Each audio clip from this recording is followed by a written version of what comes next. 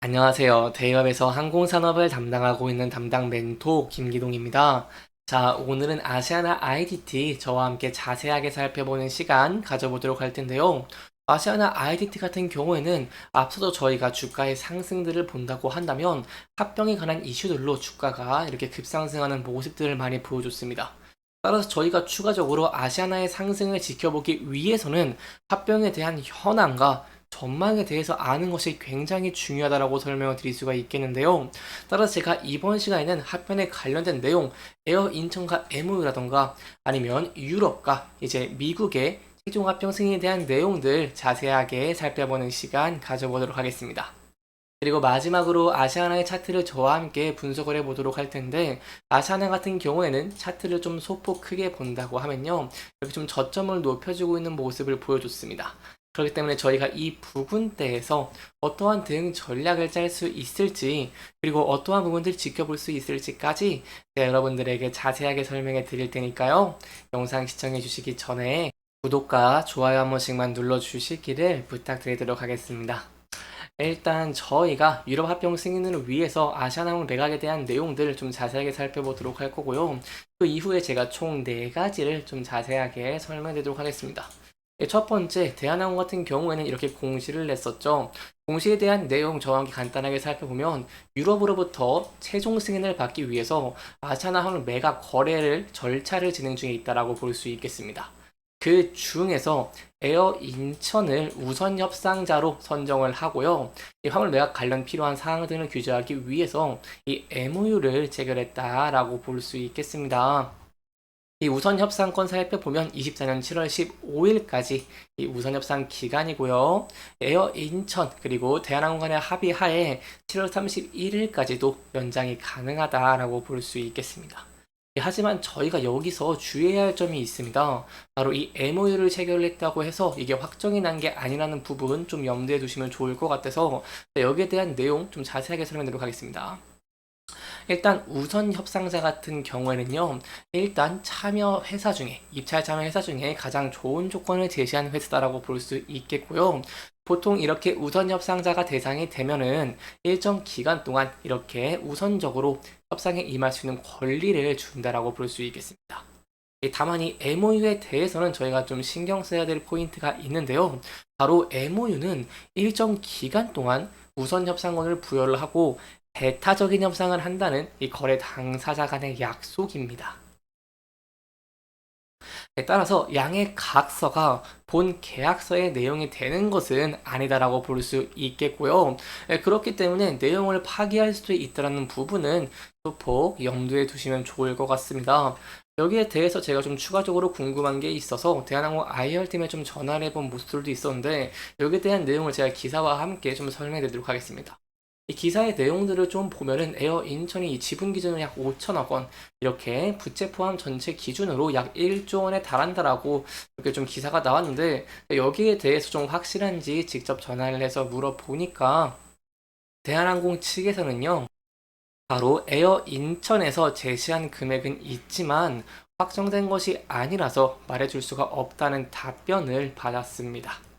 그렇기 때문에 여기에 대한 내용과 현황들은 저와 함께 지켜봐 주시면 좋을 것 같고요. 추가적인 내용이 나온다거나 확정이 난다고 한다면 제가 또 누구보다 빠르게 여러분들에게 설명해 드리도록 할 테니까요. 이 영상 시청해 주시면서 구독과 좋아요 한 번씩만 눌러 주시기를 부탁드리도록 하겠습니다.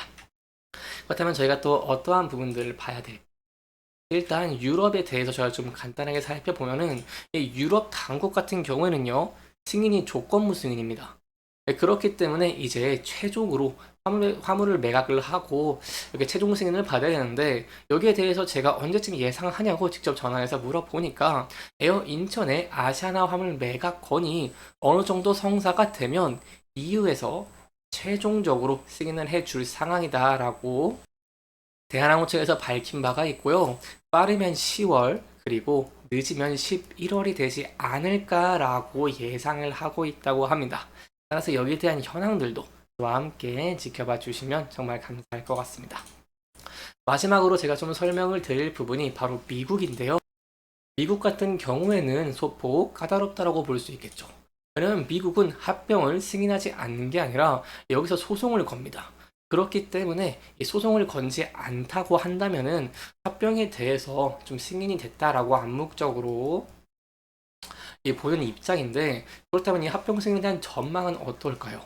여기에 대해서 제가 직접 전화를 했습니다. 다이얼팀에 전화를 해서 물어보니까 이 미국에 대해서 10월까지 마무리가 될 것으로 예상이 되고 있다고는 하는데, 여기에 대한 근거가 있냐라고 물어보니까 여기에 대해 추가적인 답변들은 이제 다시 저한테 전화를 주면서 밝힌다고 했기 때문에 제가 또 다음 영상에서 여기에 대한 내용들 좀 설명드리도록 하겠습니다. 이 10월이 제가 좀 궁금했던 게, 이렇게 소송이 걸지 않으면 합병이 승인입니다.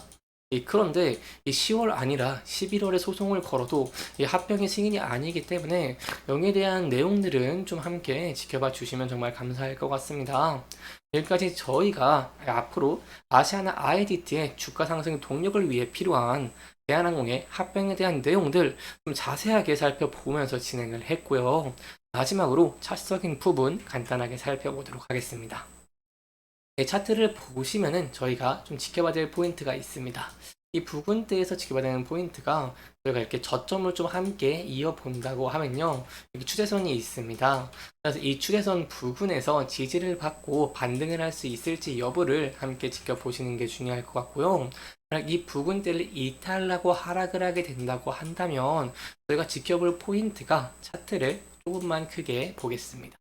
차트를 소폭 크게 봤을 때 앞서서 지지와 저항을 많이 받았고 매물대가 쌓여있는 이 라인대가 있습니다.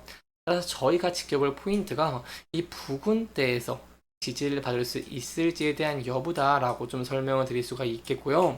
만약 이 부근대를 이탈하게 된다고 한다면 하방으로는 전 저점 부분까지 열려있다는 부분은 소폭 염두에 두시면 좋을 것 같습니다. 하지만 제가 앞서서 말씀을 드린 바와 같이 이제 대한항공 측의 입장에 따르면은 10월 안에 미국과 유럽의 승인이 완료될 것으로 보이고 있기 때문에, 만약에 10월 안에 이렇게 미국과 유럽의 승인을 받는 모습을 보여주게 된다거나 합병이 좀 가시화된다고 한다면 아시아나 IDT 같은 경우에는 추가적으로 상승할 가능성이 있겠죠. 그래서 이 부근대에서 주가가 상승을 하는 모습을 보여주게 된다고 한다면 저희가 지켜볼 포인트가 이 많이 쌓여있는 매물대와 그리고 이렇게 저항을 많이 받은 흔적입니다. 따라 저희가 지켜볼 포인트가 이 부근대를 높은 거래량과 함께, 즉 강력한 수요와 함께 돌파 후에 안착할 수 있을지 함께 지켜보시는 게 중요할 것 같습니다. 이렇게 이번 영상에서는요, 저희가 아시아나 IDT의 추가 상승 동력을 위해 확인할 대한항공의 합병에 대한 내용들 함께 알아보면서 진행을 했고요. 해당 영상은 개인적인 의견이 많이 들어갔기 때문에 투자자분들의 주관적인 생각과 해당 내용을 토대로 현명한 선택을 하시면 좋을 것 같습니다. 이렇게 영상 잘 보셨다면 좋아요와 구독 부탁드리면서 오늘 영상 마무리하도록 하겠습니다. 끝까지 시청해주셔서 감사합니다.